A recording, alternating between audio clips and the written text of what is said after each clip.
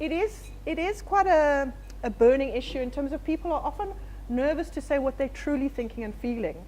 And it would be unrealistic of me to say, please do. But I'd like as much as possible for you to share what you feel comfortable sharing. The first question is, there's a perception that having a candid conversation around affirmative action is like walking on eggshells. How does one have a candid conversation without offending all the parties involved? So I think the way the question is framed presumes that offending people is the worst thing that can happen. So firstly, I think let's disabuse ourselves of the idea that we can talk about race in South Africa without people getting their feelings hurt. I think feelings will be hurt, and that's kind of part of the process of talking about things that matter very deeply and are really important in our society. So if the premise is that we're going to try and talk about it in ways that don't hurt, then we should rather not talk about it. So then once we accept that it's going to be hard, then I think the real conversation begins. And anyone who has been in any kind of relationship knows that you've got to have some skin in the game, right? So if you're not hurt, if you're blasé and dismissive, then that shuts down conversation, or it's not worth having the conversation about it. So I think people always get they start to hyperventilate about the idea of oh, if I get called racist, then it's actually not the worst thing in the world to, one, be called a racist, two, to have demonstrated some racist behavior. It's not the worst thing in the world for a white person to say to you, you blacks, we just need to kind of get over ourselves in some ways and jump in and have the conversation. And what would you say where somebody might be offended, but they don't actually share that? So in a group, and it happens quite a lot in corporate, where sometimes people have no idea that that person has been offended. Yeah. So again, I know that it's in some ways it's easy for me to have this conversation because I stand outside of corporate spaces, right? I don't go to work every day and have to confront people with whom you've had a difficult conversation, right? So at some level we're talking theory, but then there's the practicality of how you actually go to work and deal with people on a daily basis, right? So on the one hand, I think the principle has to be, when we're in formal spaces like this one, where we're actually naming it and saying, this is a conversation about race, that in those places, entering the dialogue on the basis that feelings will be hurt and that's okay, but that people are coming into it from a place of empathy and a desire to move forward is one thing, right? So that's the formal daily stuff. And then, of course, there's the informal, so-and-so thinks that, whatever, right? So-and-so, always mispronounces my name, right? The microaggression, would she just, that stuff. And I think the informal stuff, as with everything, is based on trust, right? So if we're working in a corporate environment in which there's very little trust between the people in the organization, then there's a lot of other dysfunctions, one of which is race, or one of which is gender. And so I think because we're tuned as a society to be looking for the race thing as the red flag, what we don't do is have a conversation about how all of it is about a dysfunctional corporate culture.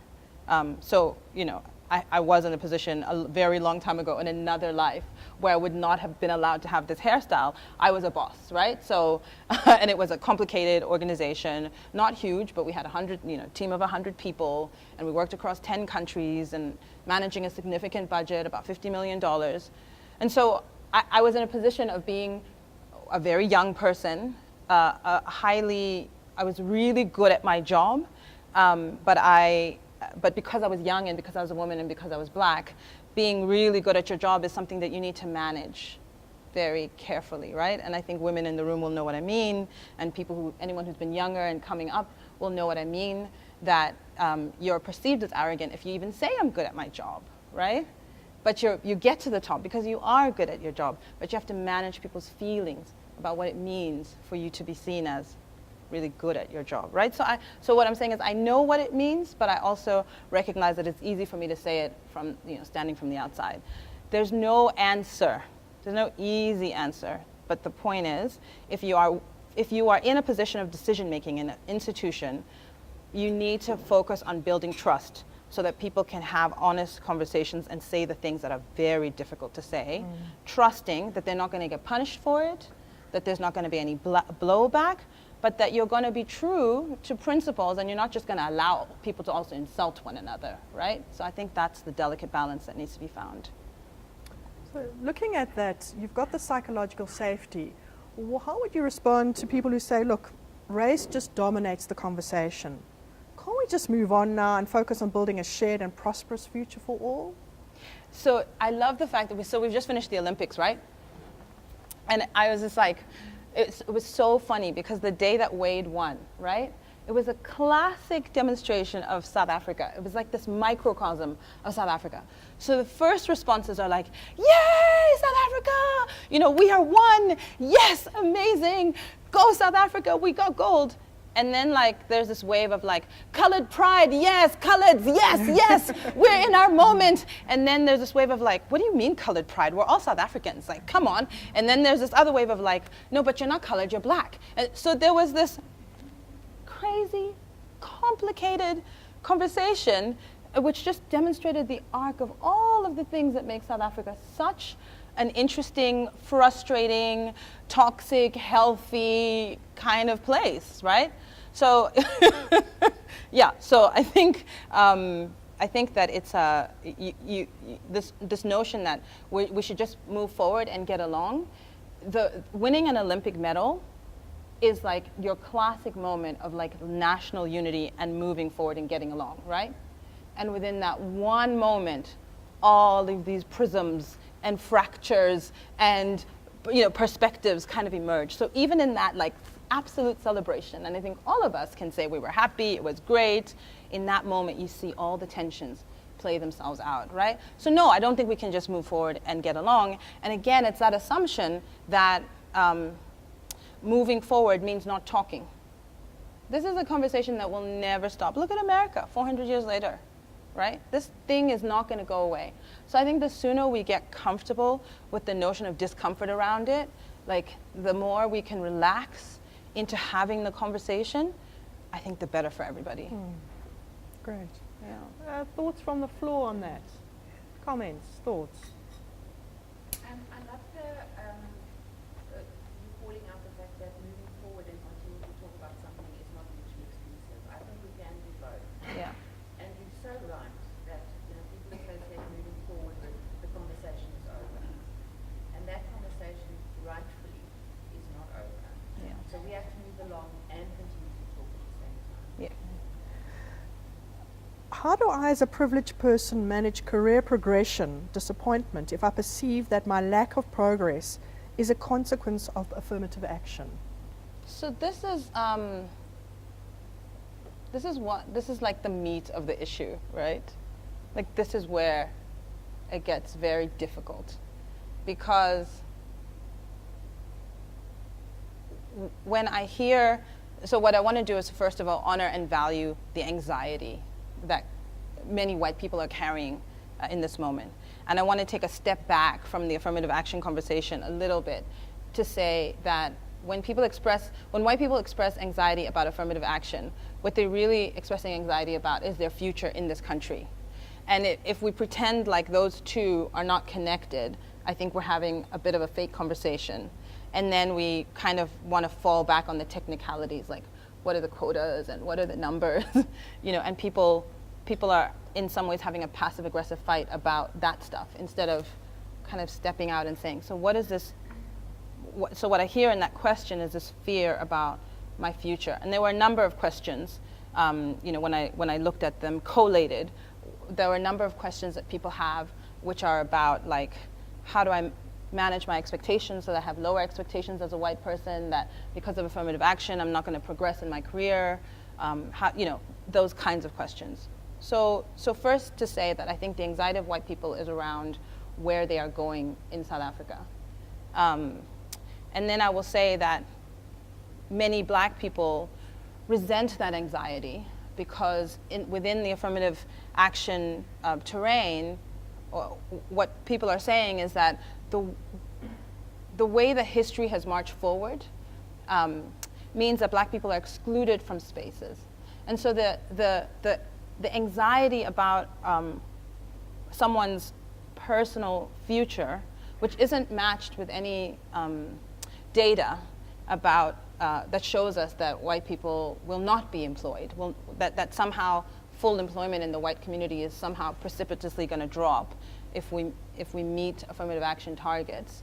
So there's a myth of white disenfranchisement, which isn't matched with what you actually see when you look at boards, when you look at management, when you look at our economy. And so there's a disproportionate anxiety, I think. And because that disproportionate anxiety isn't objectively matched with what's happening in corporate South Africa, we have to kind of zoom it out a little bit and talk about, so what's really going on with this anxiety? And it's about South Africa. So I think many people will accept that white people continue to represent the vast majority of people who are employed in senior positions. And I think that we will also recognize that if you look at what, if we look at the Employment Equity Act and what the objectives are, if you look at what your affirmative action plans are supposed to be, we're supposed to be mirroring the society. So if white people represent 13% of our society, then they should represent 13% of any given workspace. There would be no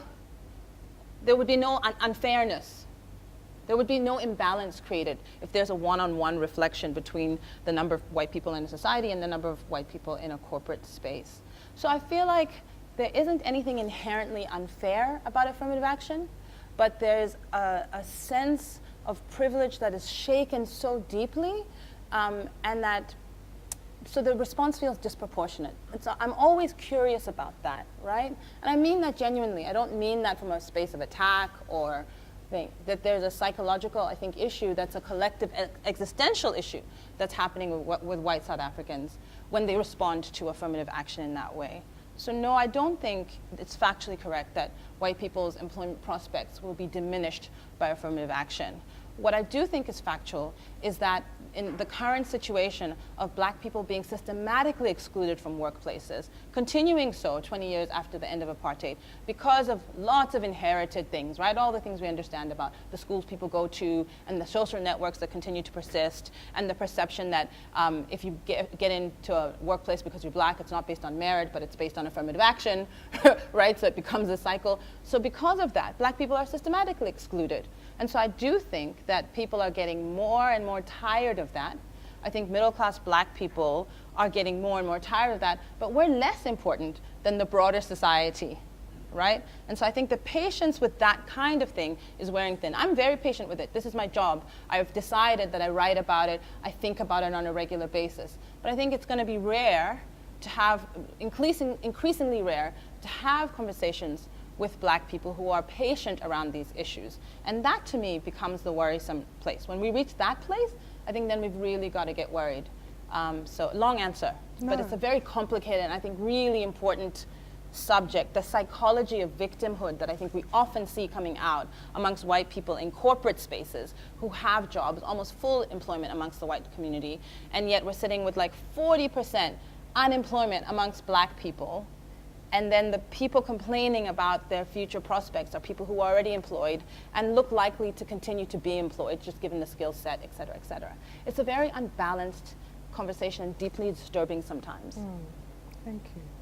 So then if we take a look at that and look at in senior management and executive boards, they're primarily they're white people that are occupying those positions.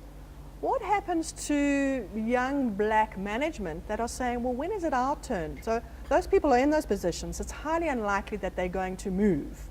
And they might be in those positions for another 10 years. What would you say to black people that are wanting to now suddenly occupy, not suddenly, but to occupy those positions? Yeah, so again, this in some ways speaks to the fear. Like there's this sense that like, okay, the impatience, and then like all of a sudden tomorrow, everything's going to change. And I unfortunately, I think we've learned to see that South Africa has taken a very incrementalist approach to all kinds of change on all levels, right? So that impatience, I think I understand it.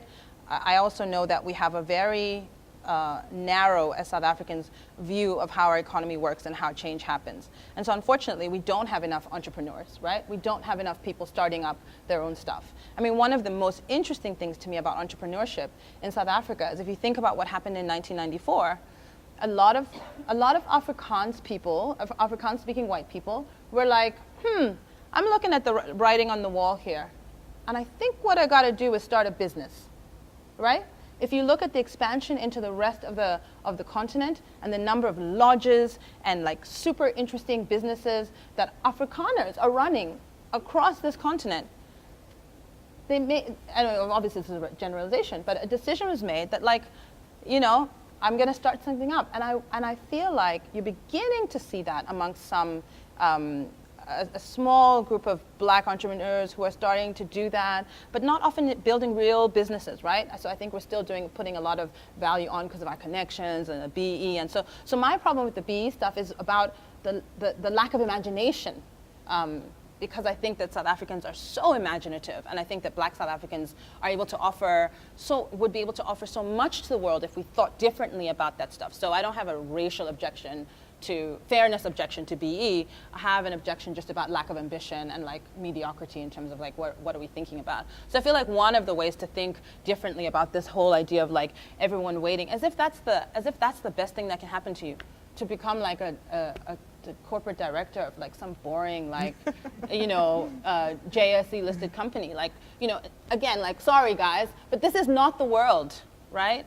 That if we look at Silicon Valley, if we look at what's happening outside South Africa for a second and stop exceptionalizing ourselves and being so insular and like thinking we're the whole world, if we just look at what's happened globally in the last decade, 20 years, like, where's our tech startup stuff? What are we doing about that? And a lot of our technology stuff is government funded.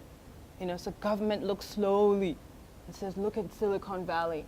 And then like starts to fund researchers, and slowly we start to develop solar technology. I'm like, what? Right? So I feel like we're just not thinking big enough around a whole lot of stuff. Yeah. So in terms of that creativity and innovation, it's a strong driver. But what about people who are stuck, in inverted commas, in corporates? They've now worked for 15, 10 years in corporate, and they're waiting to be promoted, and they've got the necessary experience, knowledge, and skills, but that position is blocked. So I just want to come back to that because it's a real issue. So if we flip the question around and said, what about all those black people who are highly skilled and have been waiting, and not just them, but their parents were waiting, and their parents' parents were waiting, and that position is blocked because like there's all these... That's what I'm referring to. So we're talking about the black people? Yeah. Okay. Because often that question is asked from the other perspective, No. right? That, you know, this person wants a promotion, but the position is blocked because it's affirmative action, right? Okay. So part of my previous response was in some ways to try and say, I wish that all of us would think differently about what opportunity looks like. And I wish that all of us were not simply focused on these corporate jobs that are safe, right? So again, it's a slightly theoretical discussion, but I feel like it's an important one because it unblocks us from this way of thinking about it as if it puts pressure and elevates the game in a way that doesn't always make sense. So I think there needs to be more opportunities created which are outside of the corporate space. And then for those who are wanting to go into the corporate space, I think affirmative action is fair and just and the only thing that's going to do it, because I think we've seen time and again that left to their own devices, human beings don't do the right thing. Right? That's just, so I don't feel like, again, this is a thing that's targeted and specific at South Africa. Law and regulation are in place around the world on a whole range of issues to make sure that human beings act fairly and justly. Affirmative action is a fair and just thing because it opens up opportunities, not just that were previously closed to black people and to women, but that are currently still closed and systematically so to women and black people. So I think you've got to have the policy, but I think we need to unblock this conversation and make it slightly bigger than this whole idea of like, I'm just waiting for the job. Yeah. And in an ideal world, and I'm saying an ideal world, that would be fantastic. But I know, for example, there are people in the room who are occupying managerial positions, and people below them, some black people below them, are saying, well, those people aren't going to go anywhere, those white people.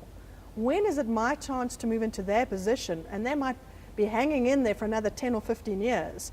And so there is people have articulated, I'm getting restless.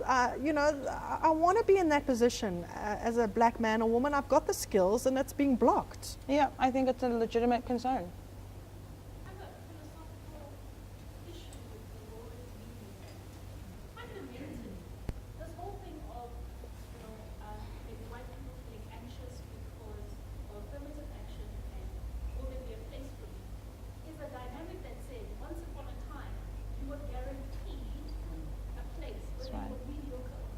Exactly. right? And now that the playing fields are being opened so that the best can surface, we have a challenge. Taxi drivers are fighting Uber drivers because they can't deal with competition. That's They can't right. deal with innovation, with changing dynamics, and therefore having to adapt. So I don't think it's unique to any particular race. Fundamentally, I think it's just a dynamic of self-preservation in human beings. And unfortunately, somehow we developed a dynamic in our history which allows us to be complacent and then have a sense of entitlement towards something instead of actually working. Yeah. So I think a lot. Yeah. So I would support a lot of that. I would not. I probably wouldn't take it as far as you, but I think that this notion of competition and victimhood is so important. I think we have the earlier example of do I need to lower my expectations as a white person because now there's affirmative action, is a classic example of the language of victimhood, as is this notion of we've got to wait forever and I'm only looking at the one job. And I suppose you've articulated it better than I was, which is this is why I'm saying, can we think about other places and spaces that are not just about that corporate job, that we need to create opportunities. So I do think South Africans are not particularly good at the competition thing and are pretty entitled, I think, across the board. I also think that we have a particular history that has made us victims, and I also think there's a particular history that makes Black people's feelings and objective experiences of how this plays out something that we need to pay attention to. That is, there is a realness there. So I think we can't just dismiss it as about competition and not about race and not about gender. But I also think that that's such an important point that we often don't recognize enough. One of the things that arose was around the thinking or the perception that, well, there's a particular job and there's not the necessary skills, experience, or knowledge. And we discussed that, and I'd love you to respond to that. Yeah, so I think that there's some truth to this idea that there are areas in which there are not enough Black skills, and then I think there's some not truth about it, and I think that we're not often looking in the right places, we're not creative enough. I think people use personal networks far too much, and so there isn't an objectivity involved in some of those decisions. So I'm often skeptical of this notion that there are not enough skills as the first. I feel like that's the easiest and first assumption, and then I think sometimes it is, of course, absolutely true. But I think what often happens is that we suffer from confirmation bias, and so we want to look at and reward people who are around us and who look like us and who are easy to get along with for us. And I think that's I think that can be, for all the reasons we understand, that can be dangerous. I think the question about the ecosystem is a very important one. I mean, I think we're sitting with a crisis now in this country around higher education and how we're going to fund our universities and how we are going to deal with the burgeoning number of students who want to get into our universities, who want to study, and we've left things very, very late. And I think we have also not been as creative as we could have been in terms of thinking about funding, not just scholarships. So I know looked very closely at corporate social responsibility stuff over the years. I know that lots of corporates like to do the easier things in the society in terms of corporate responsibility for making South Africa the kind of place that creates opportunities for everybody. So we like to fund scholarships, and we like to support schools, like primary schools. And actually, I think if corporate South Africa were more responsible, it would really think about significant infrastructure and sort of like thought leadership consulting, the kind of stuff that McKinsey would do, right, for our universities, to think through the model and to help us to put in place the kind of infrastructure that we're going to need for, a real proper, ecosystem of universities in this country. So I think that's a very big crisis. I don't have a clear answer to that, but I think that's a very big problem. And again, that cuts across race, right? If we do not have universities that function in this country, nobody, no matter what color, which is partly why I think, again, if we think about the anxieties around race in this country. When the Fees Must Fall activism started last year, when the poo was thrown at Rhodes, I think part of what that did psychologically, existentially, to white South Africa was it raised lots of questions about the future. What does this mean for me? What does this mean for my children? But in part, it was because it was universities. And university is the one public institution that white and black South Africans still participate in. That's a mark of citizenship, right? So white people are invested in WITS. White people are invested in UCT in ways that they are no longer invested in public hospitals, because you can do discovery, right? As can I, as a middle-class black person, right? I'm not going to go to a public hospital in South Africa because now it's my personal choice and my kid. So no matter what my principles, I'm not going to do that to my child. Universities, white people and middle-class people can still do that. So I think the crisis of education is one of those points of convergence between the interests of black and white people, where it offers us a real concrete opportunity to do something together because our interests are clearly in alignment with one another on that. I think that trust levels between black people and white people have never been as low as they are at the moment. And so that's just sort of factually supported. If you look at Institute for Race Relations, if you look at our barometers around,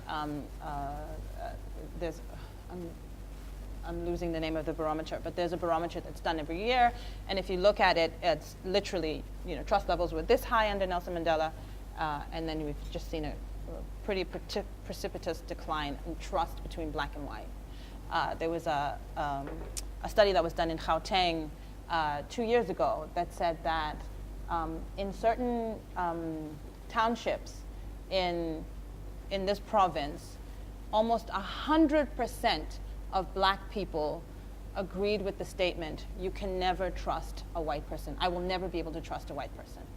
Okay? So those levels of declining trust and the particular perception amongst a number of black people that you cannot actually trust that white people have your best interests at heart. I think instead of dismissing them or getting angry or defensive about them, I think it's really important to think, why do people feel that way, and to engage with people's lived experiences that make them feel that that's the case, right? And so I think that part of the apartness of black and white society, the vast majority of black people in South Africa will never have a meal with a white person, will not sit across. So white people have far more access to black people because we're greater in number. But if you think about how many black people actually never interact with a white person, right? Except in a work scenario, and then you think about how many people don't work, right? So the numbers game is actually very real in terms of contact between the races, right? And so in part we're having this very tiny, very privileged conversation about how we all get along, when for the vast majority of people, people are not interacting. There's no talking over with each other at the braai. Most black people and white people haven't been over to one another's houses, right? So I think that this is not a corporate issue. This is a South African issue, that across our society there is very little race mixing that's going on at all. And that I do think that, another conversation we can have is what it means when black children are in spaces where their friends don't see their race. I think that isn't often the case. I think what's going on is something much more complicated than that, which is why you see these middle-class kids getting to WITS, and suddenly they're like these fireballs of articulate anger, incredibly articulate, incredibly privileged, outraged. And it's not just entitlement. I think there is something about the experience of having gone to a white school and always been considered on the outside of that we need to deal with separately. So this is why I say pretending that race doesn't matter, and saying that if we just create the jobs, if we just talk about it as though it's an issue of entitlement, race is a factor, and it does matter in some of these questions. Can I ask you to unpack a little bit more? I see the hand, but if you can just, when you say race matters, I'd love you just to explore it a little bit more. I think it's very relevant. I think it matters because, we come from that place, and decisions were made on the basis of race. I mean, we codified. I mean, this is why I love the Wade example, right? It's like, because it takes us beyond black and white. Wade is like, this fantastic moment where colored people are like, yeah, I'm colored. Yes, actually. And yeah, I'm not actually going to agree. I don't actually agree with you other kinds of black people, you know, you African people. And I can say that without disavowing a political stance in which we agree on other things. Like, it was an incredibly nuanced and complicated conversation that happened, I think, for the first time in a very overt way, in which lots of really interesting views were shared about how you can be, because there's always been this thing, like, if you're a certain kind of black person, then black is black, colored, and Indian, right? And that there's a political identity there, and it doesn't actually matter what the differences are between us. And then suddenly there's this conversation where it's like, yeah, I kind of get that overarching thing, but it does mean something to come from, like, Lenasia, right? Or from what's a better example? From what's a colored? From Eldos. It does mean something to grow up in Eldos. It's a very particular experience. Yeah, and I speak Afrikaans, or I don't, because I'm not that kind of colored, right? So I feel like those kinds of more nuanced, honest conversations, what's going to happen? Are people going to die? Are we going to, like, fall apart because a colored person said to an African person, like, no, I'm not with you on that, bruh? I actually loved it. I absolutely loved it. So race matters very much in South Africa, and it can matter without crushing us. It can actually matter in a great way, right? So I feel like what we often focus on is how race is our disability. And in fact, like, simply because of the way we negotiated this transition, which, you know, we're problematizing now, but, like, because we negotiated this transition in a way that did avoid a lot of bloodshed, I think we have a lot to learn about this question of using race as our superpower rather than as our disability. So I feel like part of what we're dealing with at this moment is the end of one kind of narrative about how we describe ourselves.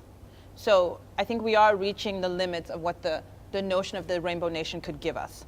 And as we reach the end of that narrative, as people have become impatient with it and saying it's not working, and we're looking at the ways in which we have a whole society that we talk about on the margins, although in numeric terms it represents the majority, right? So it's like, you know, what is marginal? Marginal is like less.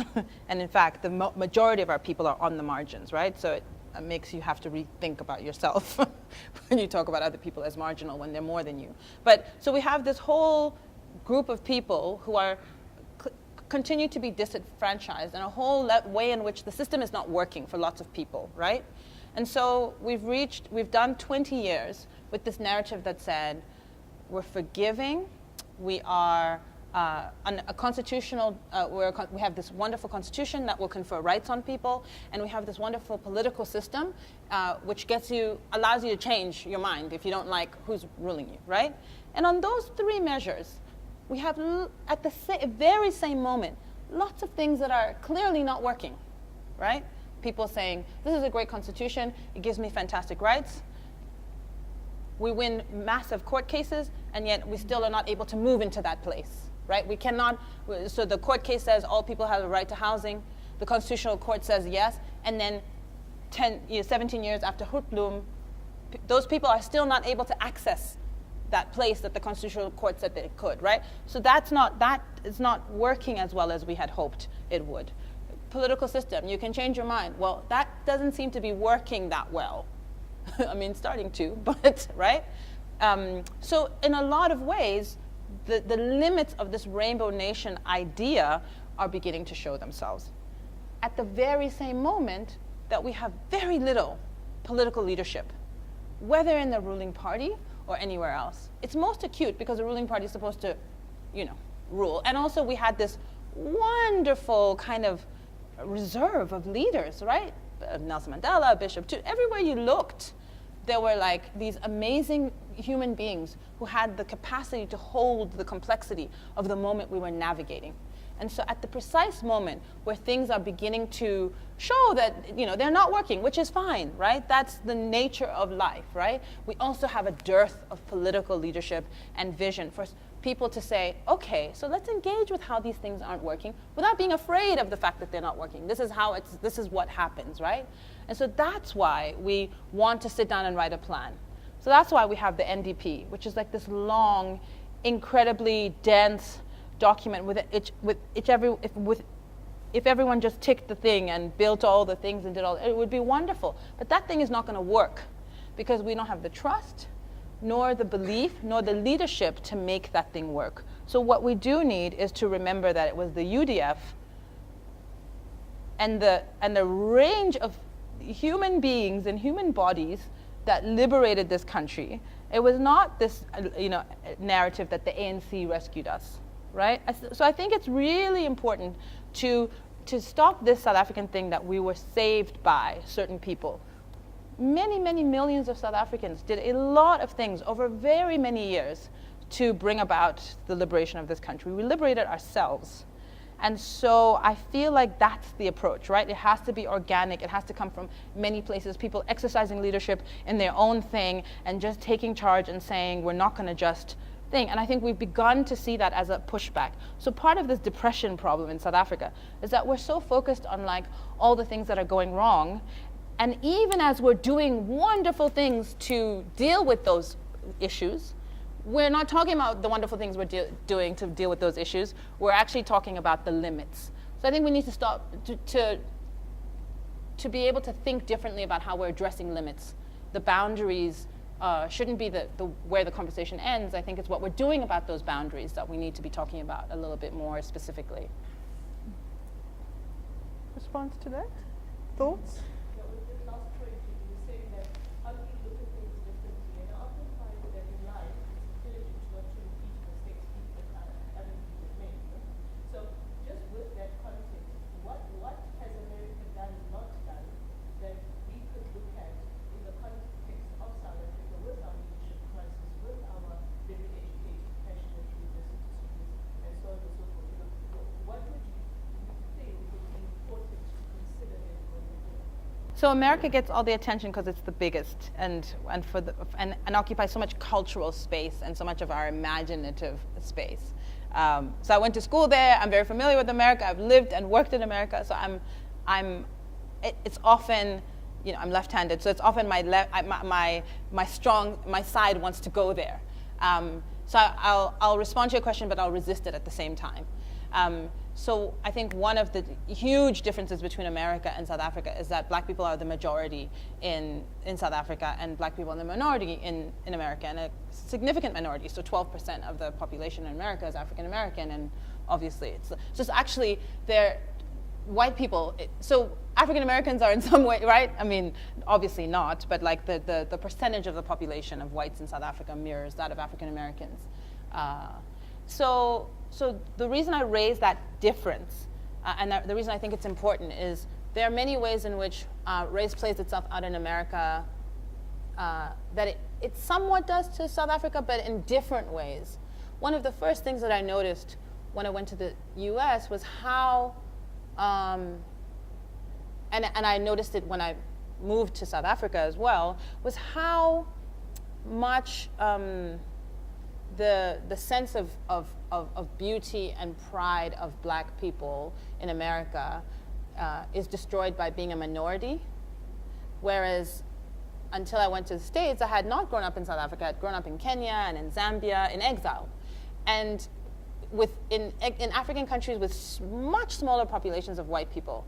And what that meant is my sense of myself as beautiful, as confident, as able to do like all these things, because everyone around me who was Black was doing those things, and I wasn't comparing myself all the time to white people. And so one of the distinct differences when you are in a majority, so of course we have some of those issues of looks and whatever in South Africa, but I think far less so in fact than many African Americans, because the numbers actually matter for what becomes the norm. So I think the norm thing is very different in America than it is in South Africa, on the one hand. On the other, we know obviously there's a disproportionate kind of power of white people here, and therefore that distorts certain things in certain ways. So one of the things I think we can learn from America is the faith in institutions, the insistence and investment and faith in institutions. Because Americans believe in America because of its institutions. The notion of America is not about personalities and this or that. The Americans who are remembered as the greatest Americans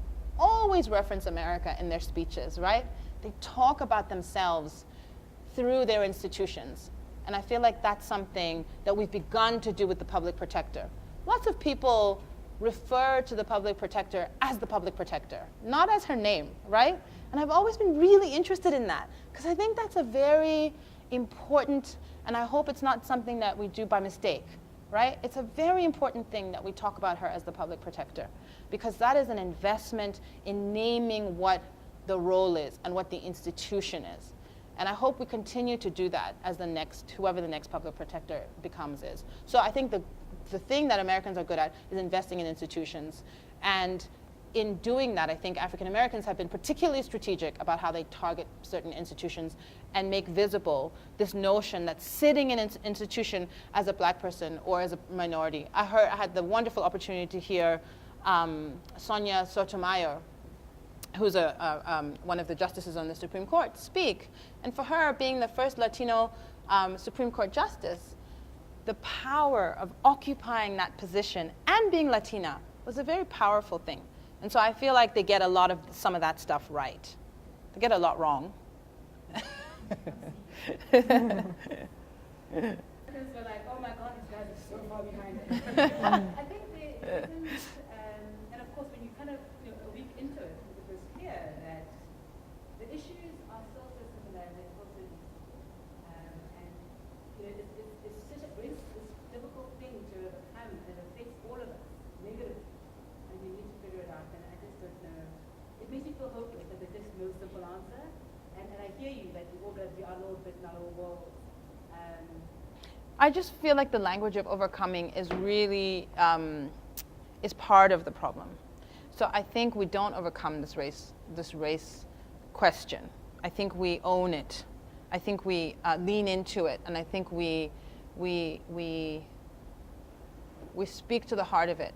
Because in some ways, some of the wisest people in the world have been people who have lived in societies that have grappled with deep inequalities, particularly racial inequalities.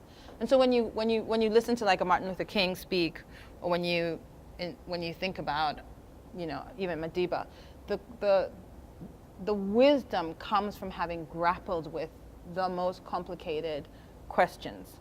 And so I feel like if we understand that we have inherited inequality, and that our struggle to make this society more just is one that unfortunately we will hand over to our kids and their kids and kids, but that in the struggle comes the wisdom.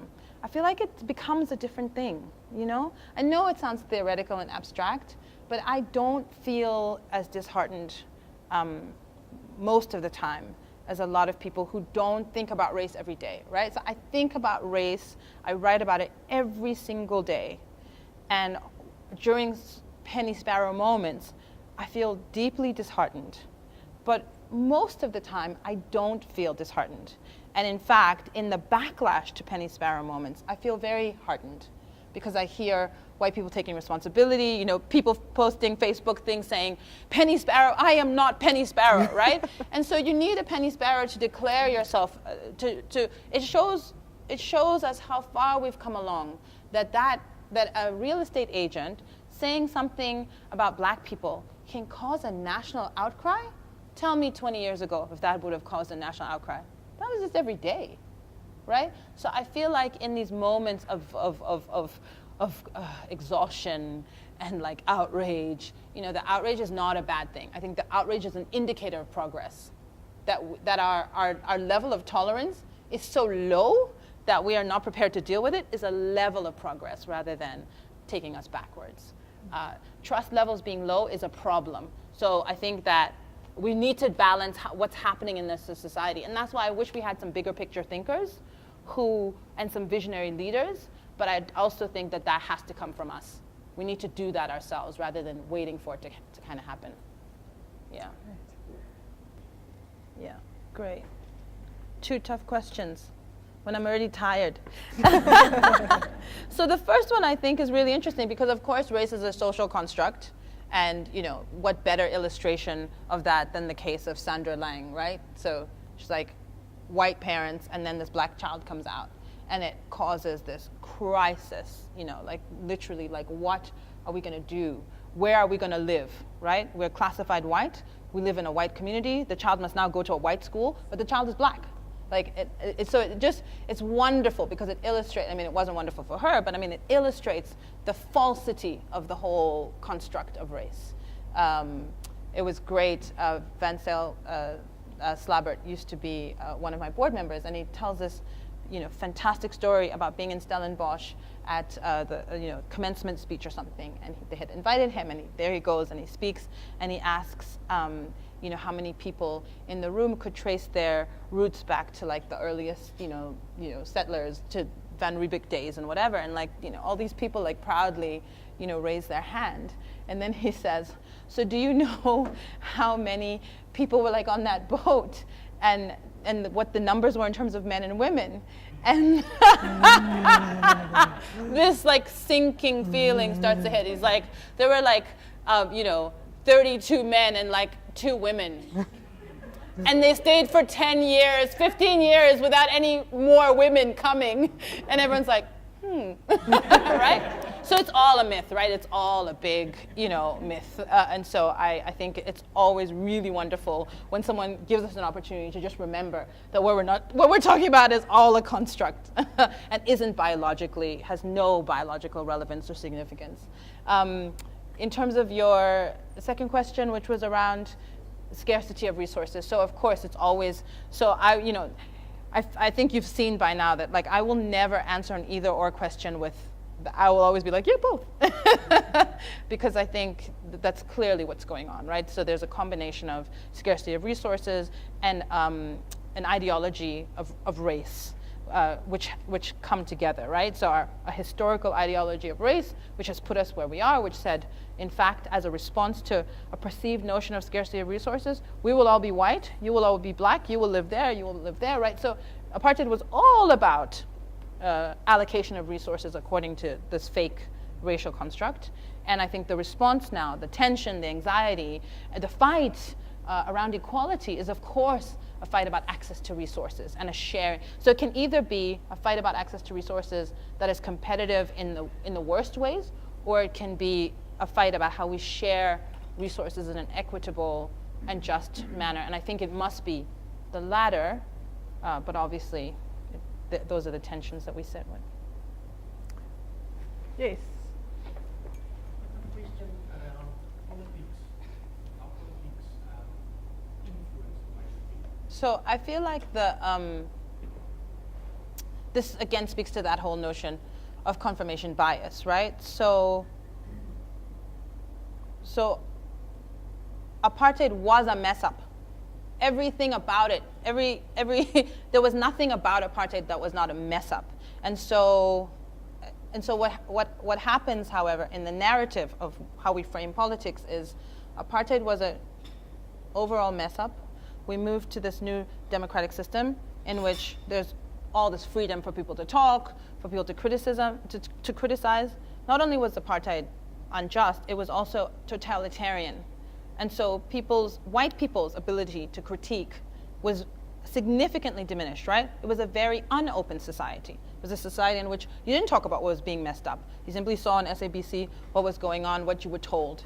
So I think in some ways, the freedom that we now all have, white people were freed by this government, right?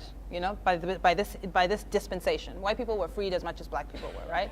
And so I think part of what comes with the freedom and the ability to criticize and to talk about corruption now, and the inability to talk about corruption then, creates this perception that corruption is necessarily black.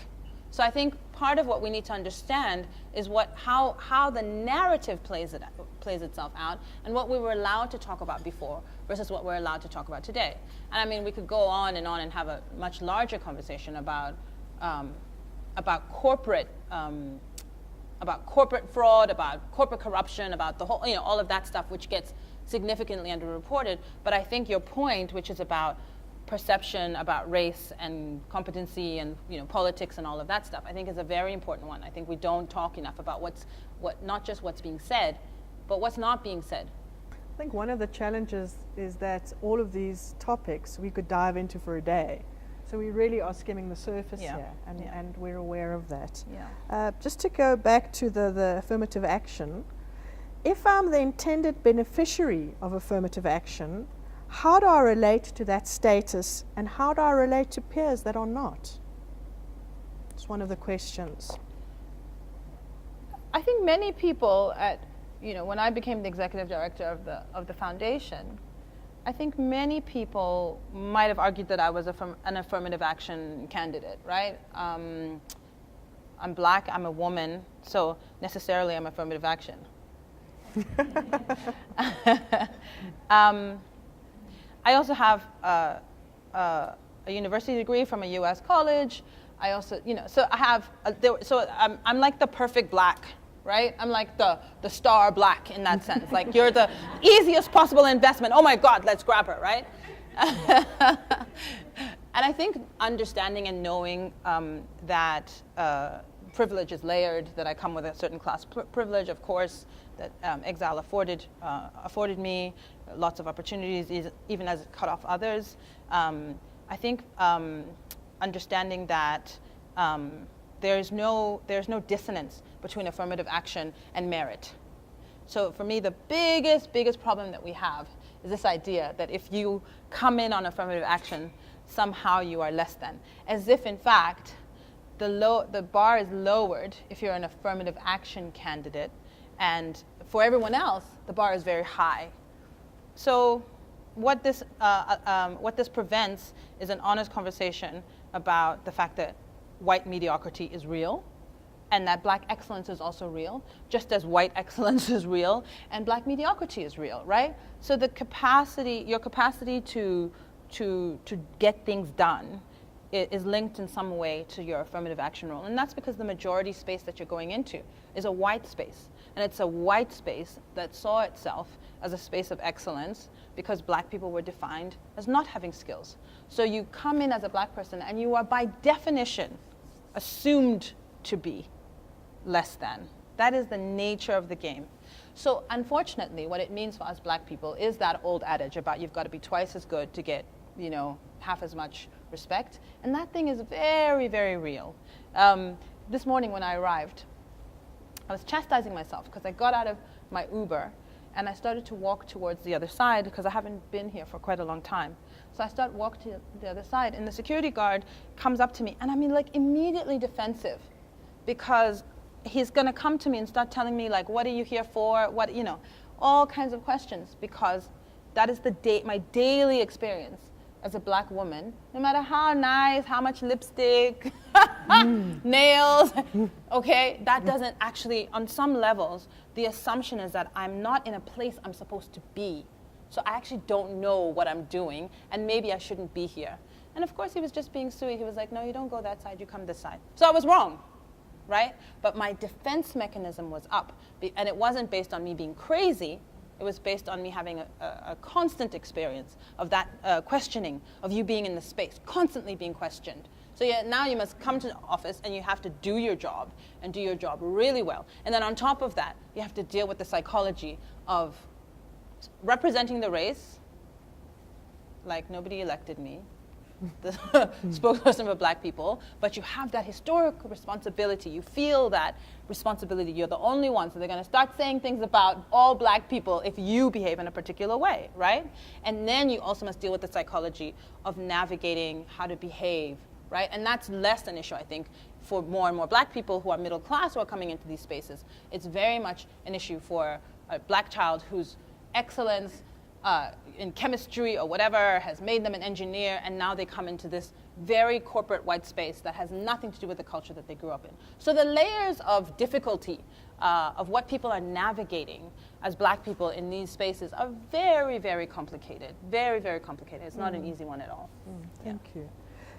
One of the questions that came out is, can black people be racist? I reserve my rights. I plead the Fifth Amendment. Look, I think this is a very complicated one. So you can have an entire, career workshop about, a diversity day workshop about whether or not black people are racist. In a context in which black people have very little power, what you talk about is black people can be prejudiced against white people, so you can decide that, I don't like white people, just white person can decide I don't like black people. But the meaning of that decision it becomes racist on the basis of the power to do something about that feeling. So if you talk collectively, then you say white people collectively have the power to put their prejudice into effect. That equals racism. Black people collectively can not like white people as much as they want, but if they can't collectively put that prejudice into effect, it's not racist. In South Africa, it's a complicated picture. So that analogy works particularly well in the United States or places where black people are minorities, right? Then it's like, okay, well, there's so few of us, what are we ever going to do? You know. So I think in South Africa, it's a bit of a more complicated of a place. So someone who's more radical than me will say, well, actually, white monopoly capital, my favorite phrase, white monopoly capital is such that, black people have not. So it takes away, I think, agency from black people who are decision makers to say that blacks can't be racist. At the same time, to disavow the statement takes away the weight and disproportionate power that white people have. So I think I'd rather answer that question by giving you a guide to thinking about it than to definitively say. So I don't like the knee-jerk reaction that says, but blacks are racist too. But neither do I like the knee-jerk reaction that says, no, black people can't be racist. I think you need to think about the way in which power is held by groups collectively and what power a black person who may have a good experiential reason not to trust white people, what effect, how can they put that into effect, right? If your gardener doesn't like white people on the basis that his 10 last employers have mistreated him, what can he do about that? He cannot like white people, but he doesn't have any power to action that. So that's where I land on that one. Thoughts, comments?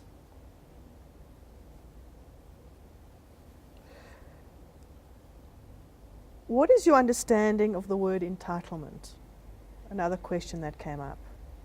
I feel like the comment that was made earlier was a really good one. I think when you feel entitled, you feel as though something is owed you on some basis that is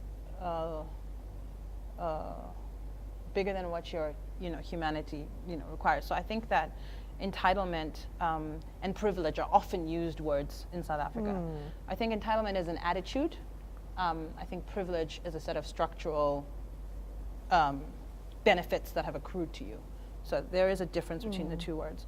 So having class privilege, which I do, means that I will have access to opportunities that a person who was born poor in a rural area and has not made the economic leap that my parents helped make for me will not have. That I have class privilege. And that means that all things being equal, an affirmative action policy should give a right to that person over me. I accept that, absolutely. I also accept that it's unlikely to happen, and if that does happen, I have the choices to move with my feet and say, I'm gonna go work at Coca-Cola, right? Because that's the way the system works, right? In an ideal scenario, if that person gets a promotion because they're as good as me or better than me, and I have class privilege, then I can go somewhere else. I have choices. So I think that's what privilege means. Entitlement means I feel that I should deserve the job because I speak the way I do. I feel like I'm entitled to it because everything in my upbringing, my parents saying when we go to the doctor, you ask the questions. You ask the questions. So that I am raised with a certain sense of entitlement. I want my children to feel entitled to some things. I don't want my children to be entitled, right? So I think that's the distinction I would make. Great. Do we have a shared understanding of what constitutes racism in the workplace? I mean, I would put that back to people sitting around tables. Is there a shared sense of what racism in the workplace looks like? I wonder where that question, what the basis of that question is. Is it about institutional racism versus personally felt racism? Could that be? Well, let's put it to the floor generally. And this is, for me, one of the drawbacks of a regulatory environment is that, well, I've observed, people comment, is that you can work in an organization that is very, very focused on adhering to all the regulatory matters and having the right numbers and having the transformation program in place and having the training and development in place. But as long as kind of the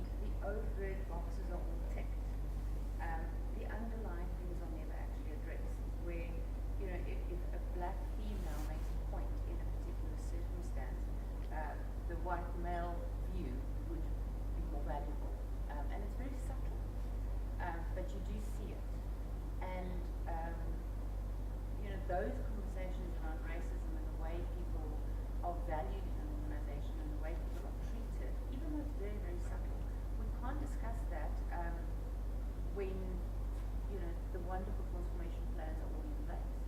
And I find that a very difficult conversation to have. So one of the interesting things that happens in the corporate space is that people, the feeling of racism when you're, how do I articulate this? There are a number of instances in which I will be expressing an opinion about a time when I was dismissed, someone was dismissive towards me, and the basis of that dismissal, I think, was because I'm black or because I'm a woman, right? And so I'll say it, not necessarily making a big thing of it, but using it as an example of something else. And if I'm talking to a man or if I'm talking to a white person about that, their often instinctive, not trying to be mean or anything, response to that will be, are you sure that was what was going on? Because I wouldn't have. If I had looked at you that way, it might have just been that I was just in a bad mood that day, right? So the immediate instinct, often to dismiss that experience, has a couple of effects. One is it presumes that the person experiencing it experienced it as a once-off. And the reason I use the security guard example is that it's such a small example, but it's a daily example. So it's experience after experience after so it's constant. And so its effect is cumulative, and therefore you learn to tell the difference. So my daily job in my life of living is knowing the difference between the look when someone's just in a bad mood and they're not being racist, and when they are being racist. And then someone who actually doesn't have that daily experience, and I'm just kind of mentioning it offhand, then says, no, actually, are you sure that was happening? Like, I get to be the expert on that actual experience, right? You know what I mean? So I feel like one of the things about not having the conversations in the workplace is that people can accidentally dismiss you, right? So the person who's trying to dismiss that experience is not trying to be racist, and they're not trying to be dismissive of you, they're not trying to be mean. So there's a lot of the casual stuff that goes on that people never know, so they continue to do it.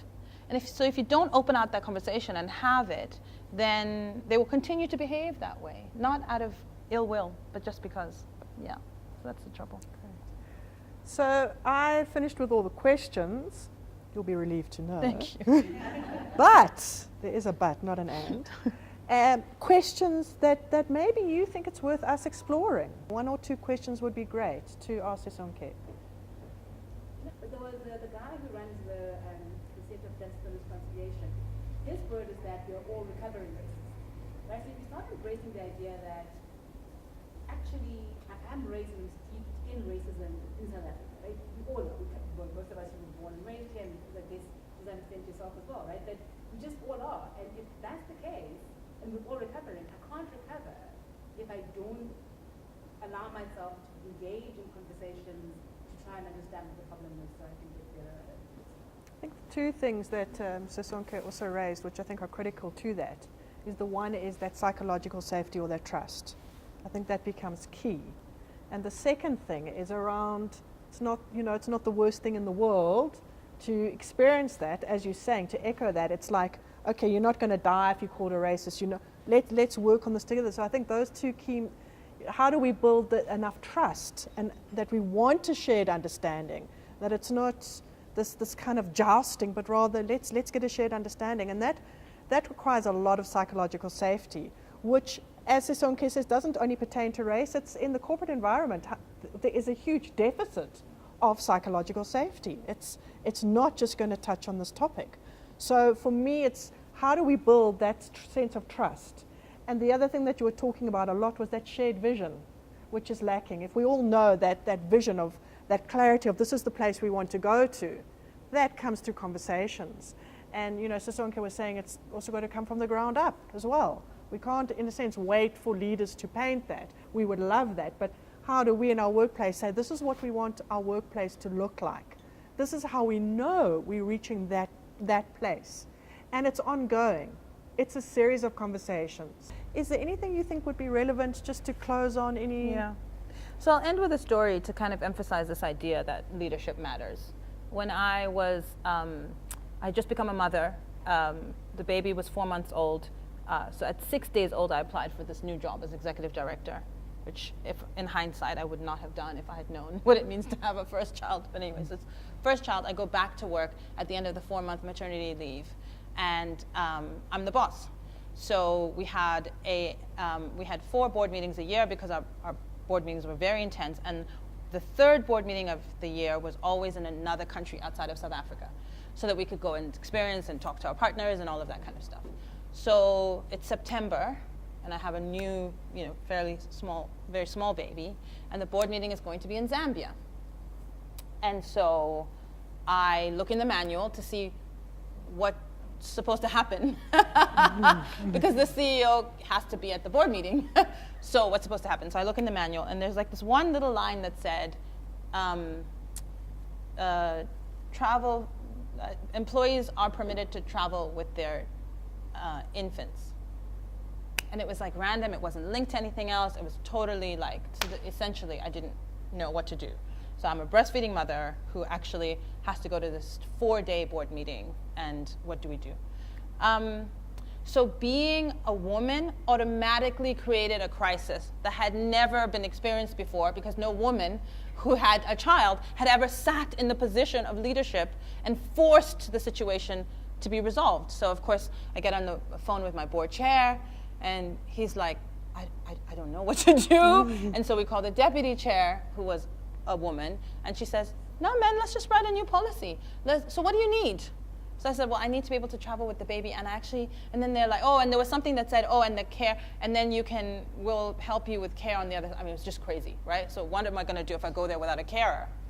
So we overnight wrote a policy, not for the executive director, but for all program traveling staff, which said, in the first year of the baby's life, mother and a domestic worker will travel, just because the nature of our business was such that, right? Will travel with the baby, right? So the policy solution came because being in leadership forced the crisis. Just like when women entered parliament, there was no women's toilet in the South African parliament, because there had been 2% of women was the highest number of women that had ever been in parliament in South Africa before 1994. So they literally had to write on with a Koki pen, women's toilet on one of the men's toilets. So the point here is that being in leadership forces the institution to change to accommodate what the black person or the woman or whatever it is needs, right? It forces, and it's the notion of the canary in the coal mine. If we can do for this group that has traditionally been excluded, what more does such a policy do for those who have always been strong, right? So I feel like the leadership matters not only in terms of vision, but leadership matters in a very hard and real way, because it changes the rules. So I think I'll end there. Thank you very much. Yeah. Thank you. Thank you.